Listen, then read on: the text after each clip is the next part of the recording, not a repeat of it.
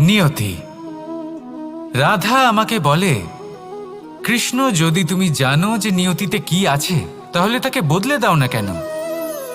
মহাদেব আমাকে বলেন যে শ্রীকৃষ্ণ, যদি আপনি এটা জানেন যে সাম্বের নিয়তি এটাই, তাহলে আপনি তাকে বদলানোর চেষ্টা কেন করেন? কেন? কারণ আমি একজন পিতা, আর পিতার কর্তব্য এটাই, তিনি যেন সম্ভাব্য সব চেষ্টা করেন নিজের সন্তানের মঙ্গলের জন্য।